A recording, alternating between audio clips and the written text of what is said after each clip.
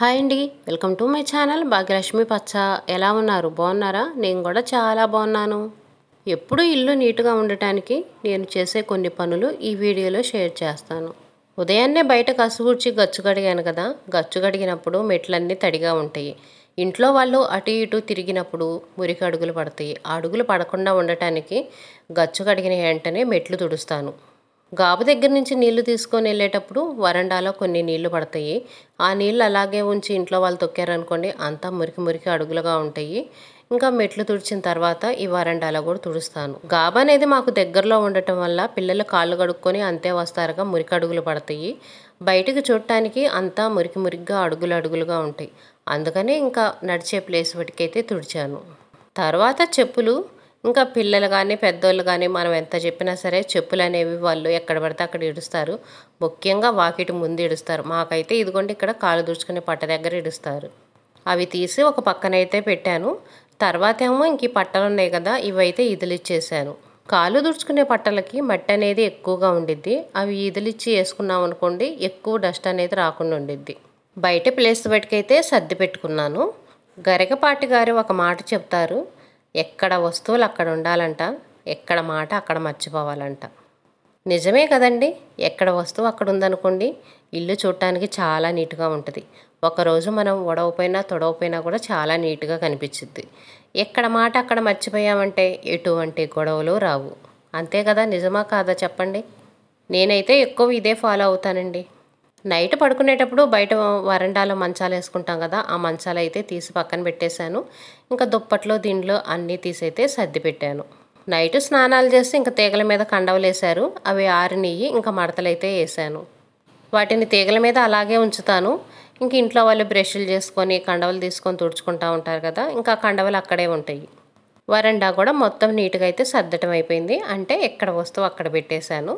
తర్వాత ఇంక ఈ గది, నైట్ మేమైతే కూలర్ పెట్టుకొని పడుకుంటాం కదా, ఇంక ఈ మంచం అయితే వేసుకున్నాము. మంచం మీద ఉన్న దీంట్లో దుప్పట్లు అన్నీ తీసేసి ఇంకా అరమార్లో పెట్టాను. అరమార్లో పెట్టిన తర్వాత కటన్ కూడా నీట్గా వేసాను. అరమార్లో పెట్టేటప్పుడు మనం తీసేటప్పుడు కటన్ అనేది పక్కకు నెట్టేస్తాము, దాన్ని ఇంకా పట్టించుకోము. అలా కాకుండా అరమార్లో పెట్టాల్సినవి పెట్టిన తర్వాత కటన్ కూడా నీట్గా వేసుకోవాలి.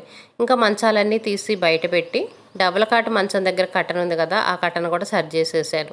నైట్ కూలర్ పెట్టుకుంటాం కదా, కూలర్ గాలికి కటన్ అంతా పక్కకు పోయింది. అందుకని ఇంకా కటన్ అనేది నీట్గా వేసాను. అంటే చిన్న చిన్న పనులండి, చిన్న చిన్న పనులు. ఒక 10 నిమిషాలు, ఒక పావు గంట టైం కేటాయించుకున్నామంటే ఉదయం పూట కూడా ఇల్లు అనేది చాలా నీట్గా ఉంటుంది. ఇప్పుడు పిల్లలకి హాలిడేస్, మనం ఉదయాన్నే వంట హడావుడిగా చేయాల్సిన అవసరం లేదు కదా. ఉదయం పూట ఒక పావు గంట టైం కనుక ఇలా కేటాయించుకొని ఎక్కడ వస్తువులు అక్కడ సర్దుకొని నీట్గా పెట్టుకున్నామంటే ఇల్లు అనేది చూడటానికి చాలా అందంగా ఉంటుంది. తర్వాత బెడ్షీట్ అనేది సరి చేసేసుకుంటున్నాను. దిండ్లు అనేవి నీట్గా వేసాను. మేము పడుకునేటప్పుడు దిండ్లు అనేది ఇటువైపుకి వేసుకుంటాము. ఫ్యాన్ గాలి కానీ కూలర్ గాలి కానీ బాగా రావాలంటే ఇటువైపున పడుకుంటాము. అటువైపున అయితే అసలు పడుకోము. మామూలుగా ఇంకా దిండ్లు అనేవి అటువైపున వేసి ఉంచుతాం కానీ నిద్రపోయేటప్పుడు మాత్రం దిండ్లు ఇటే వేసుకుంటాము. మధ్యాహ్నం టైంలో అయితేనేమో గోడకల్లి కట్టను ఉంది కదా, అటువైపున వేసుకుంటాము. నైట్ అయితేనేమో ఇంక ఇప్పుడు బెడ్షీట్ సరి చేశాను కదా, అటువైపున అయితే వేసుకుంటాను. ఇంకా బెడ్షీట్కున్న ముడతలన్నీ సరి చేసి బెడ్షీట్ అయితే నీట్గా వేసాను. ఇప్పుడు బెడ్ చూడటానికి అందంగా ఉంది. నైట్ పిల్లలు స్నానం చేసేటప్పుడు కబోర్డ్స్ ఎలా పడితే అలా తీసి సరిగ్గా వేయరు. ఇంకా అది కూడా చూసి కబోర్డ్ అయితే మొత్తం నీట్గా వేసాను. ఇంక ఇంట్లో అయితే తర్వాత కుర్చీలు అనేవి ఎక్కడ పడితే అక్కడ పడేస్తాము. అది కాక కూలర్ పెట్టుకొని మంచాలు అవి వేసుకుంటాం కదా, అప్పుడు కుర్చీలు అనేది ఒక పక్కన పెట్టుకుంటాను. కుర్చీ అయితే ఒకటి టీవీ దగ్గర పెట్టాను. పిల్లలు టీవీ చూస్తా మంచం ఎక్కి తొక్కకుండా ఉండటానికి కుర్చీ అయితే ఒకటి మంచం కాడ పెట్టాను అనుకోండి, పిల్లలు టీవీ చూస్తా ఇంకా మంచం ఎక్కకుండా కుర్చీలు అయితే కూర్చొని టీవీ చూస్తారు. ఒక కుర్చీ అయితేనేమో వాకిల్ దగ్గర వేసుకుంటాను. మేము టీవీ దగ్గరలో కూర్చోము, కొంచెం దూరంగా కూర్చుంటాము. అందుకని వాకిల్ దగ్గర మేము కూర్చోడానికి ఒక కుర్చీ అయితే వేసి ఉంచాను. ఆ గది కూడా సర్దటం అయిపోయింది. ఎక్కడ వస్తువులు అక్కడైతే పెట్టేశాను. ఇంకా నెక్స్ట్ అసలు సిసలు సర్దుకోవాల్సింది, మనకు ఎక్కువ పని ఉండేది వంటగదిలో. ఇప్పుడైతే వంటగదిలోకి వచ్చేసి ఇంకా గ్యాస్ బండ మీద ఉన్న అంట్లన్నీ తీసేస్తున్నాను. నైట్ రైస్ అయితే కొంచెం మిగిలింది, అదైతే గిన్నెలో పెడుతున్నాను. రైస్ ఏంటి ఎర్రగా ఉందనుకుంటున్నారా, టమాటా రైస్ చేశానండి. అదైతే కొంచెం మిగిలింది, ఇంకా తీసి గిన్నెలో అయితే పెట్టాను. ఇంక కడగాల్సిన అంట్లన్నీ టబ్లో పెడేస్తున్నాను. అన్నం గిన్నెలు అవి ఉన్నాయి కదా, ఇంకా అవేమో అరమార్లో అయితే పెట్టాను. ఈ గిన్నె అయితేనేమో దోసల పిండి. ఇప్పుడు దోసల పిండి అవసరం కదా టిఫిన్ చేయటానికి. ఇంక ఈ గిన్నె అయితే ఇక్కడే ఉంచుతున్నాను. నైట్ దోసల పిండేసాను. దోసల పిండేసి ఇక్కడే పెట్టాను. ఇంకా దోసల పిండి మనకు అవసరమైంది తీసుకొని తర్వాత అయితే ఫ్రిడ్జ్‌లో పెడతాను. డైనింగ్ టేబుల్ అలాంటివి లేదు కదా మాకు. నైటు అన్నం తినేటప్పుడు ఇంకా అన్నం గిన్నెలు, కూర గిన్నెలు అన్నీ గ్యాస్ బండ మీద పెట్టుకుంటాను. అందువల్ల ఇంకా అన్నం పెట్టుకునేటప్పుడు అది అంతా డస్ట్ పడిద్ది కదా! అన్నం మెతుకులు అవన్నీ పడతాయి కదా! పొయ్యి ముట్టియబోయే ముందు ఇంకా క్లాత్ తీసుకొని పైపైనైతే ఇలా తుడుస్తాను. అందులో ఇంట్లో అయితే లైటర్ ఎలగట్లేదు. లైటర్ పని అయిపోయింది. అగ్గిపెట్టెలతో పొయ్యి ముట్టిస్తున్నా. ఇంకా అగ్గిపుల్లలు గీసి పొయ్యి ముట్టిస్తే ఇంక ఎలా ఉంటది వంటగదిలో? వంటగది నిండా అగ్గిపుల్లలే ఉన్నాయనుకోండి. అవన్నీ అయితే తీసి పడేసి ఇంకా గ్యాస్ పొయ్యి దగ్గర కింద ఆరమారలో ఇంకా క్లాత్ తీసుకొని మొత్తం నీట్గా అయితే తుడిచాను. తుడిచేసి ఇంక ఇప్పుడైతే వంటగది ఊడుస్తున్నాను. చూడండి ఎంత డస్ట్ వచ్చిందో. ఇది ఇలాగే ఉంచి ఇంట్లో తిరుగుతా అటు ఇటు నడుస్తూ ఉన్నామంటే మొత్తం కాళ్ళకు అంటుకుంటుంది. ఈ డస్ట్ మొత్తం ఇంటి నిండా వచ్చేసిద్ది. అందుకని వంటగది మొత్తం ఊడ్చాను అనుకోండి ఇంకా చాలా నీట్గా ఉంటుంది కదా. ఊరక పైపైనే ఊడుస్తాను. ఉదయాన్నే ఊడవటం కదా! అంతా నీట్‌గా క్లీన్ చేసి ఊడవాలంటే కుదరదు. ఇప్పుడు పని అవ్వదు కదా! అందుకని ఓన్లీ పైపైన వాటికి ఈ డస్ట్ ఉన్నంత వటికే ఊడ్చి ఎత్తేస్తాను. ఉదయాన్నే పాచికసు ఊడ్చుకునే అలవాటు చాలా మంచిది. కాకపోతే ఇల్లు మొత్తం కసు ఊడం కానీ ఓన్లీ వంటగది వాటికి మాత్రం నీట్‌గా క్లీన్ చేసుకొని తర్వాత వంట అయితే చేస్తాము.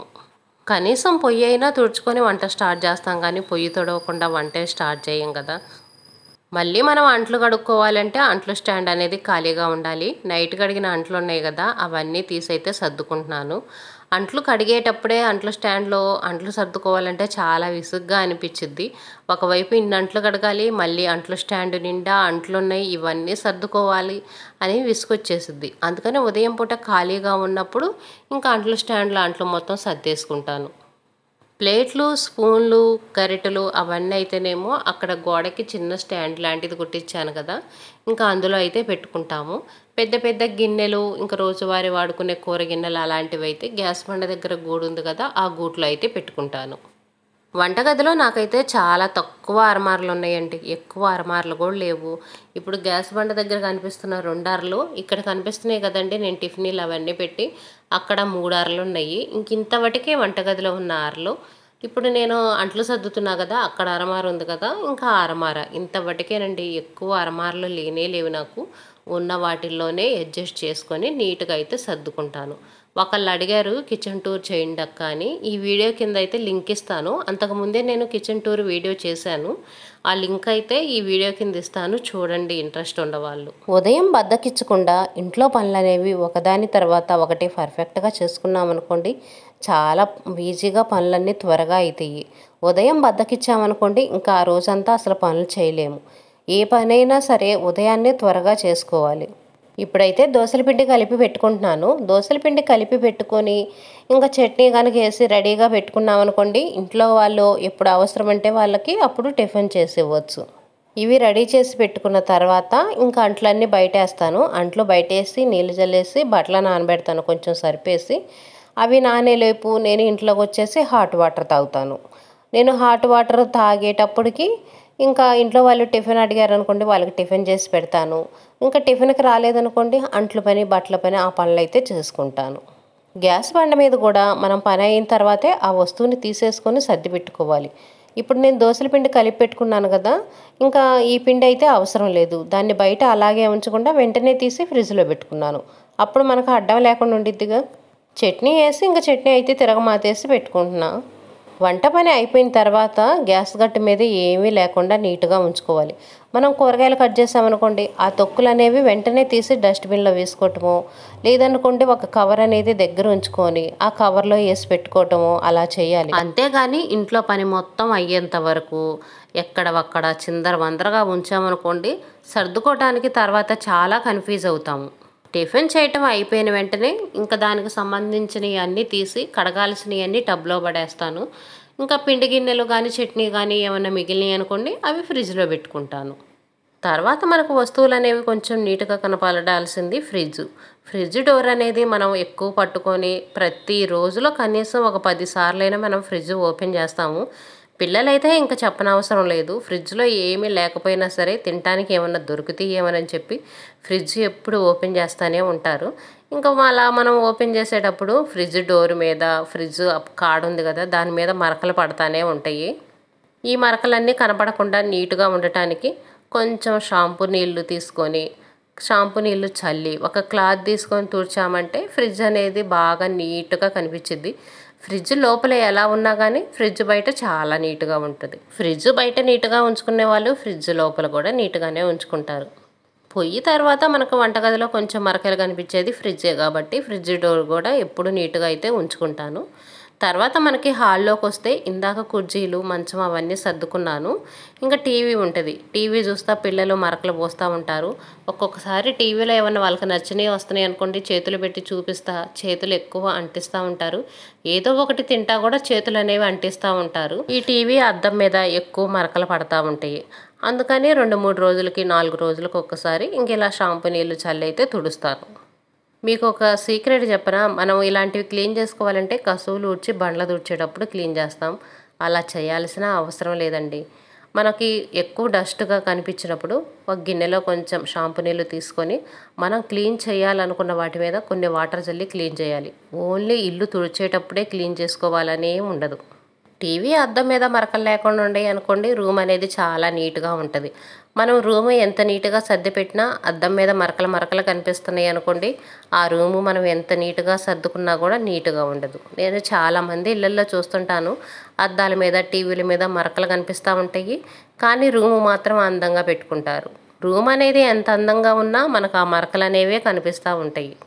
మనం ఇల్లు ఊడ్చేటప్పుడు తుడిచేటప్పుడు ఎక్కడ ఏ ప్లేస్లో ఎక్కువ మరకలు ఉంటాయి, ఎక్కడ డస్ట్ అనేది కనిపిస్తుందని మనం ఒక్కసారి వాటిని కనిపెట్టి చూసి క్లీన్ చేసుకున్నామంటే చాలండి, చాలా నీట్గా కనిపించింది రూము మొత్తం. వంట చేయటం అయిపోయిన వెంటనే గ్యాస్ బండ మీద ఏమీ లేకుండా అన్నీ ఎక్కడొక్కడైతే సర్దేస్తాను. అన్నీ ఆర్మార్లో పెట్టేసుకుంటాను. కడగాల్సిన అన్నీ టబ్లో పెట్టేసి గ్యాస్ పొయ్యి ఇదిగోండి నీట్గా తుడుస్తున్నా. కొంచెం షాంపూ నీళ్ళు వేసి షాంపూ నీళ్ళతో తుడుస్తున్నా. షాంపూ నీళ్ళతో తుడిచామనుకోండి జిడ్డు మరకలు అనేవి నీట్గా పోతాయి.